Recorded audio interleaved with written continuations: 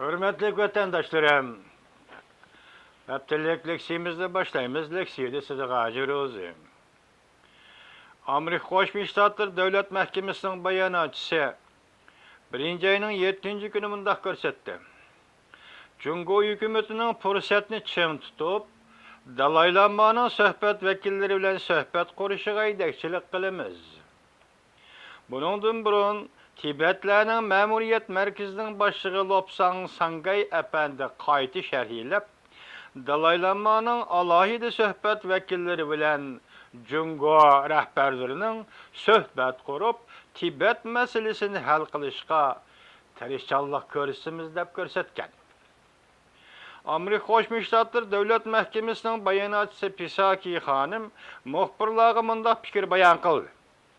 Amerika Qo'shma Shtatlar taraf uzundan beri Cungo hükümetinin her qandaq oldingi shart qo'ymay Dalaylanmaning vakillari bilan bevosita amaliy ahamiyatga ega suhbat qurib, ixtiloflarni hal qilishini qo'lga keltirishiga haydakchilik qilib keldi. Haqiqatan Amerika Qo'shma Shtatlari boshdan oxir Dalaylama suhbat vakillari bilan Xitoy tarafdan suhbat vakillari suhbatga o'ltirganda har qanday shartni qo'ymay, biz bu so'zni bosh takrorlab kelyapmiz. Har qanday shart qo'ymay, masalan, avtonomiya deydigan shart qo'ymay, mustaqillik deydigan shartni qo'ymay, Tibet Cungo'nun bir qismi deydigan e'tirof qilsan degan shartni qo'ymay, har qanday shart qo'ymay suhbatga o'ltirishni Amerika Qo'shma Shtatlari uzundan beri ta'kidlab keldi. Bayonotchi Pisaki xonim unda ko'rsatdi. Junxo Xalq Jumhuriyatining barliq xalqi bu turli suhbat qurishning natijasidan manfaat oladi.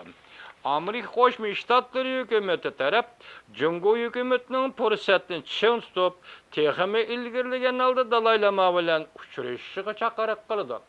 Bu qatamqi boshda aytayotgan boshdan e'lon qilib kelayotgan bayonotlarga o'xshamaydigan bir jumladagi mazmun o'zgarishunda bo'ldiki, Amerika Qo'shma Shtatlari Cungo tarafining fursatni ching tutib, texmi ilgirlagan holda Dalaylama bilan uchrashishga chaqiriq qildi. Tibetlarning 27. navbatlik Tibet Cungo suhbatiga tayyorlik qilish guruhi 1. ayning 5-kundan 6-kungacha Hindistonning Dar Salam shahrida yig'il o'tkazdi. Tibetlar ma'muriyatining boshlig'i Lobsang Sangay qayt sharhilab mundaq ko'rsatdi. Tibet Memuriyet rəhbərliyi Dalaylamanın elçiləri bilan Cungo hökumətinin rəhbərlik qatlimi söhbət ötküzüb, Tibet meselesini hal qilishga davamlıq tirishçanlıq ko'rsatdi.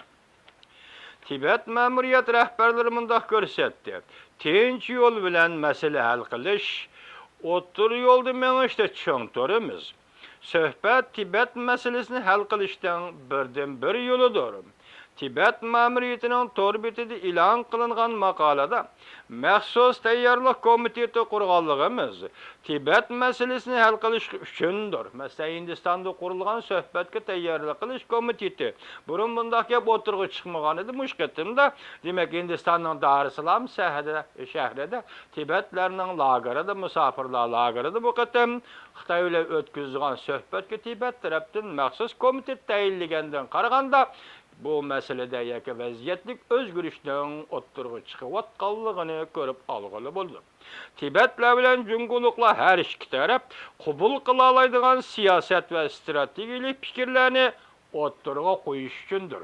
Komitet qurish maqsadimiz Tibetni qabul qila oladigan, Jungo tarafni qabul qila oladigan strategik fikirlerini ve meselelerini o'ttirg'i elib chiqish ve o'ttirg'i qo'yish uchundir.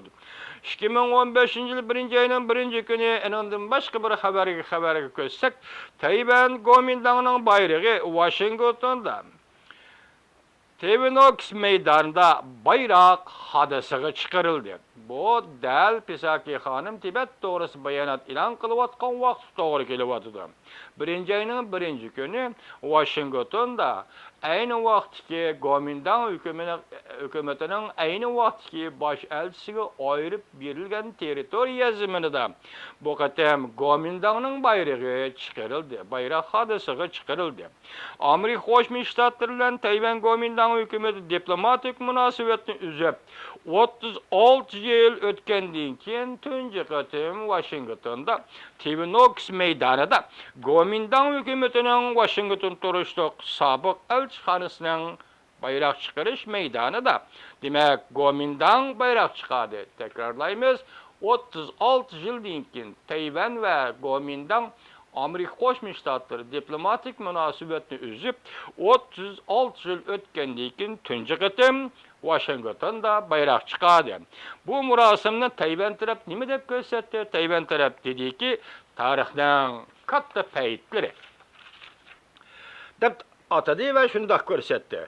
Tayvan taraf bilan Amerika tarafning bu harakati deb ko'rsatdi. Duvi torbiti jimjit bo'lib qolg'ili 6 yil bo'lgan Tayvan Jungo munosabatida yana to'lqin paydo qildi. Paydo qilib qolmasdan Rais Xi Jinping hokimiyat beshiga kelgan yaxshi bir muhitga yetib kelganda Amerika Jungo munosabati yana bir qatam sinoqqa duch keldi deb ko'rsatdi Duvi torbiti. Duvi torbiti birinchi ayning 4-kuni e'lon qilgan Mayinju Amerikani qoyil qildi. Shidada yoki Xi Jinping tag'amiz buniga qanday inkos qaytirdi? Mavzuliq maqolasida jimib ketgan 36 yildan keyin Kuomintang bayrog'ining Washingtonda hadaga chiqarilishi, bayroq hadisiga chiqarilganligi Amerika Qo'shma Shtatlar hukumatining Tayvan Junxomingo hukumatini vositlik e'tirof qilganligidan derak berdi deb ko'rsatdi. Tayvanning tuvan maqomda turishini Prezident Obama qanday talab qilmasin, bu faktni o'zgartirmaydi deydi Duvi torbiti.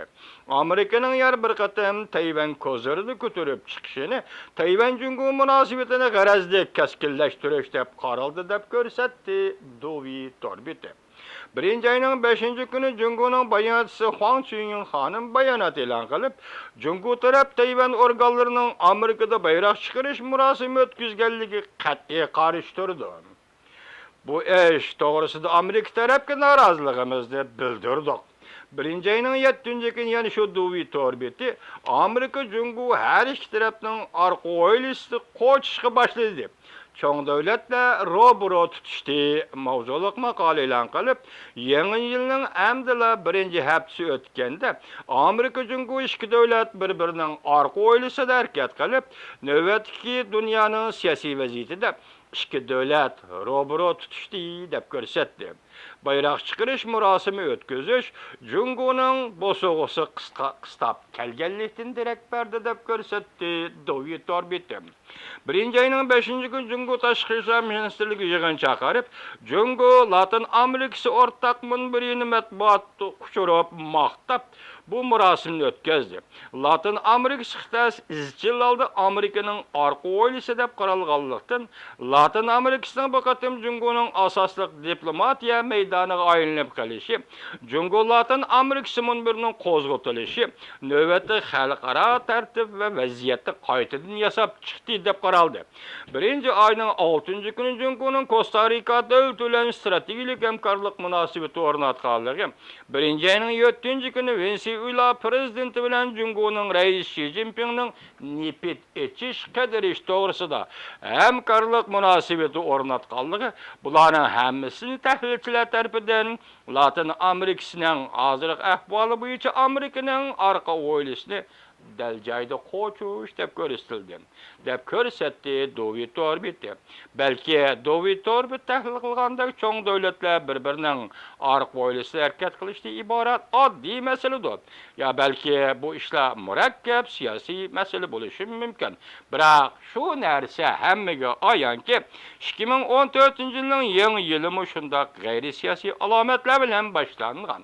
Bu qatam 2015-yilning yangi yili yana shundoq g'ayri-siyosiy alomatlar bilan boshlandi.